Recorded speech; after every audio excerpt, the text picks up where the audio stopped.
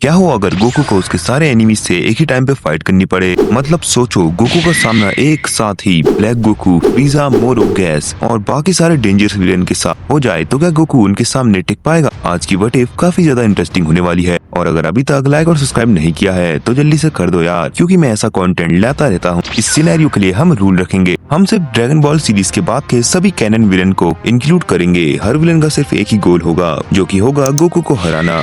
और गोकू की पावर होगी ड्रैगन बॉल सुपर मांगा के सुपर हीरो इप्लूग वाली। इस फाइट से सिर्फ एक कैरेक्टर को बाहर रखा जाएगा, जो कि होगा बीरस, ताकि वो बैटल में इंटरफेयर ना कर सके। तो शुरुआत होती है राउंड 1 की। इमेजिन करो कि यह फाइट सुनसान डेजर्ट प्लेनेट पर हो रही है। एक तरफ अकेला गोकू खड़ा है और दूसरी तरफ उसके सारे एनिमीज। सबसे पहले एक बात बिल्कुल क्लियर है, कुछ विलन्स की पावर आज की गोकू के सामने कुछ भी नहीं है, जैसे रेडिट्स और नापा। ये दोनों फाइट शुरू होने के कुछ ही सेकंड्स के अंदर खत्म हो जाएंगे। यहाँ तक कि नेमिक सागा का फ्रीजा भी गोकू को कोई खास प्रॉब्लम नहीं दे पाएगा। ये सब विलन बैटल की शुरुआत मोमेंट्स में ही डिफीट हो जाएंगे। लेकिन कुछ एनिमीज ऐसे भी हैं जिनकी स्पेशल एबिलिटी फाइट को काफी इंटरेस्टिंग बना सकती है, जैसे कि कैप्टन गिनियो। हो सकता है कि वो एक बार फिर अपनी बॉडी चेंज टेक्निक का यूज करके गोकू की बॉडी चुराने की कोशिश करे। लेकिन सोचो, अगर गिनियो सच में आज की गोकू की बॉडी हासिल कर ले तो क्या वो अल्ट्रा इंस्टेंट का यूज कर पाएगा? जवाब है नहीं, क्योंकि अल्ट्रा इंस्टेंट सिर्फ एक पावरफुल बॉडी का नाम नहीं है। सबसे पहले उसके लिए परफेक्ट और स्टेबल माइंडसेट चाहिए। इस पावर को हासिल करने के लिए सालों की ट्रेनिंग करनी पड़ती है। सिर्फ गोकू का बॉडी मिल जाने से गिनियो अल्ट्रा इंस्टेंट को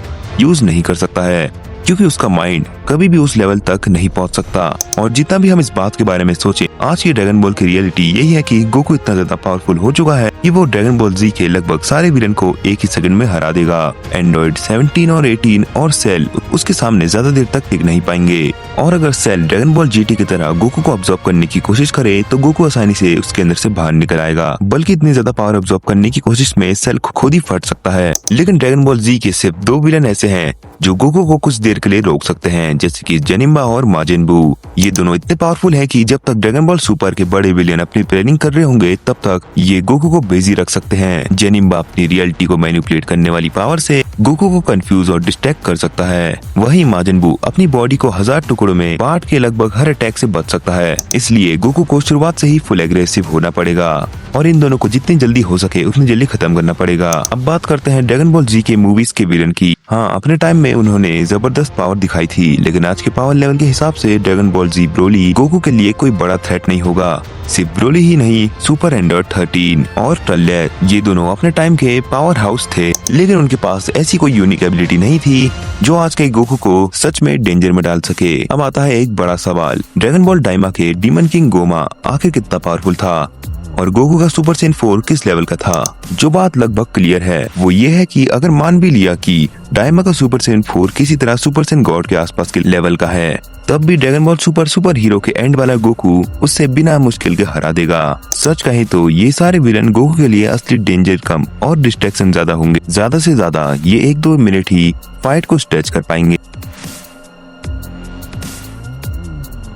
तो ये बैटल किसी सीरियस वार से ज्यादा एक सिचुएशन लगेगी जहां पर हर कुछ सेकंड्स में एक विलन बैटलफील्ड से बाहर जा रहा होगा। लेकिन असली कहानी शुरू होती है अब से, जब ड्रैगन बॉल सुपर के विलन बैटलफील्ड में एंट्री करेंगे।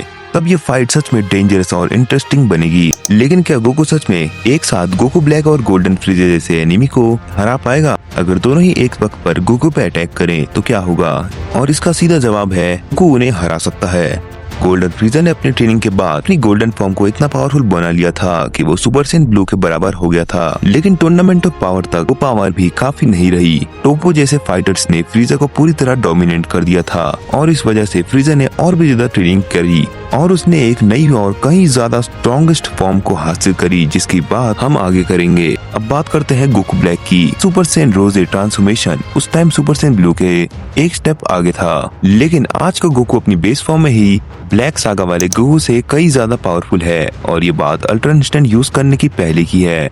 यानी अगर गोकू ब्लैक और गोल्डन फ्रीजा एक साथ मिलकर अटैक करे और उन दोनों का एक भी हिट गोकू को लग जाए तो वो किसी मिरेकल से कम नहीं होगा।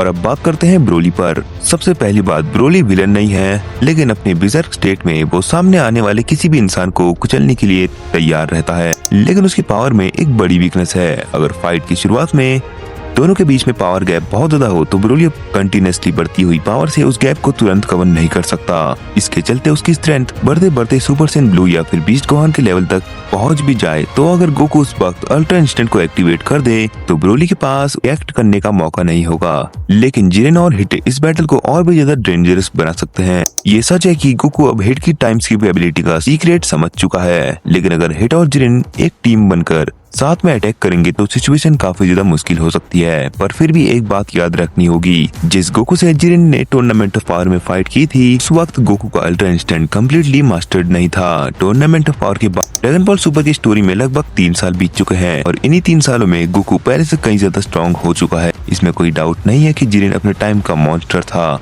लेकिन आज का गोकू उस लेवल को काफी पीछे छोड़ चुका है। दोनों के बीच में पावर डिफरेंस अब इतना बड़ा हो चुका है, जिरेन भी अब कुछ नहीं कर सकता है और अब वक्त आता है नेक्स्ट स्टेज का, और इसका मतलब है मोरो और गैस की एंट्री।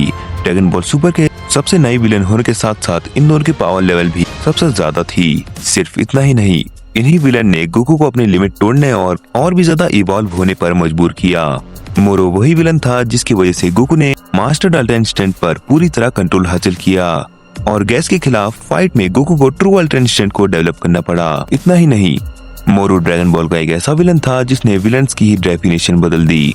उसकी पावर सिर्फ स्ट्रेंथ तक लिमिटेड नहीं थी, उसकी मैजिक एबिलिटीज और एनर्जी अब्सॉर्ब करने की पावर, इन्हीं पावर की वजह से ये ड्रैगन बॉल का सबसे डेंजरस अपोनेंट्स में से एक है। वहीं गैस भी अपने तरीके से उतना ही डेंजरस था। वो अपनी मर्जी से किसी भी टाइप का वेपन क्रिएट कर सकता था और हर सिचुएशन के हिसाब से तुरंत अपनी फाइटिंग स्टाइल चेंज कर सकता था। यानी ये दोनों सिर्फ पावरफुल नहीं थे बल्कि अपनी यूनिक एबिलिटी की वजह से बहुत इंटेलिजेंट और रिसोर्सफुल भी थे, और यही चीज इस बैटल को सबसे ज्यादा डिफिकल्ट बना देती है।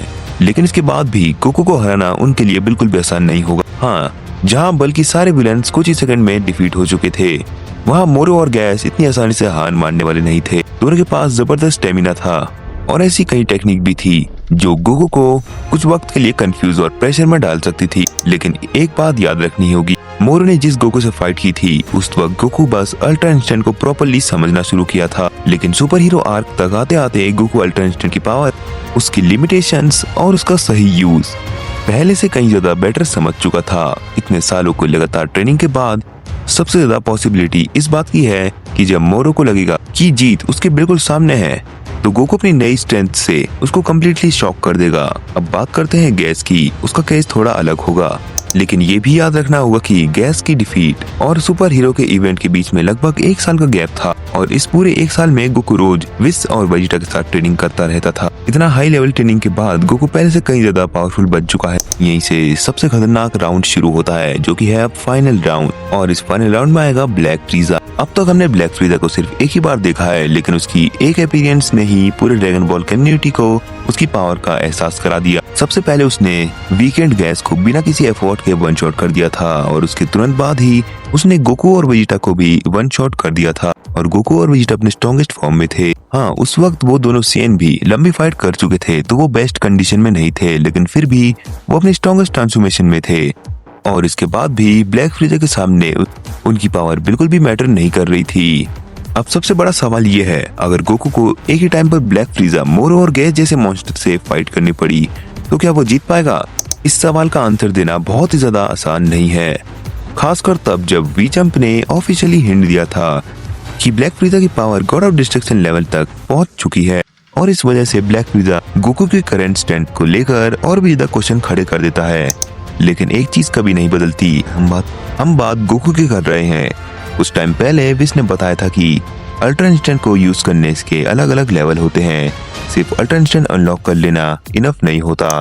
इसका मतलब बिल्कुल भी ये नहीं है कि कोई उसे एंजल की तरह परफेक्टली यूज नहीं कर सकता। यहाँ तक कि गॉड ऑफ डिस्ट्रक्शन भी इस टेक्निक पर पूरी मास्टरी हासिल नहीं कर पाए हैं और ये बात गोकू पर भी अप्लाई होती है। लेकिन गोकू की सबसे बड़ी स्ट्रेंथ उसकी लर्निंग एबिलिटी और हर सिचुएशन के हिसाब से खुद को अडेप्ट करने की पावर है। सच तो यह है कि गोकू की जो पावर है उसका अंदाजा अभी तक किसी को नहीं है। सबसे पहले गोकू को अपने सारे पुराने एनिमीज को डिफीट करना पड़ेगा, उसके बाद वो ब्लैक फ्रीजा जैसे डेंजरस एनिमी का सामना करना पड़ेगा। तो उसके पास सिर्फ 2 ही ऑप्शन बचेंगे, या तो वो एक बिल्कुल नई ट्रांसफॉर्मेशन अनलॉक कर ले या फिर अपने अल्टरनेट को कम्प्लीटली नए लेवल तक ले जाए। सच कहें, ये प्रिटेंड करना बहुत ज्यादा मुश्किल है कि इन दोनों में से कौन सा ऑप्शन पॉसिबल है। हाँ, गोकू लगातार मास्टर अल्टरनेट को इम्प्रूव करने की कोशिश करता रहता है और इसका मतलब जरूर कुछ बड़ा है, क्योंकि विस पहले ही हिंट दे चुका है कि अल्टरनेट अगर गोकू अल्टरनेट को अपने सेन इंस्टेंट के साथ कंबाइन कर सकता है तो हो सकता है कि ये चीज वो फ्यूचर में मास्टर अल्टरनेट के साथ भी कर सके। आखिर सबसे बड़ा सवाल यही है, ब्लैक फ्रीजा को हराने के लिए आखिर किस चीज की जरूरत होगी। हाँ, हम ये मान सकते हैं कि एंड में जीत शायद गोकू की ना हो, लेकिन उसके जीतने पहुंचने का रास्ता बहुत ज्यादा मुश्किल होगा। तो आखिर रिजल्ट क्या होगा? क्या गोकू अपने सारे एनिमीज को हरा के जीत पाएगा? तो इसका सीधा सिंपल सा आंसर है हाँ, वो उनको हरा सकता है। लेकिन तुम्हारे हिसाब से क्या होगा? क्या गोकू सच में ब्लैक फ्रीजा, मोरोगैस और बाकी सारे एनिमीज को एक ही बैटल में हरा पाएगा? अपनी थ्योरी जरूर से कमेंट में बताना, और अगर आपको ऐसी ही वीडियो देखना पसंद है तो लाइक और सब्सक्राइब करके जाना। मिलते हैं नेक्स्ट वीडियो में।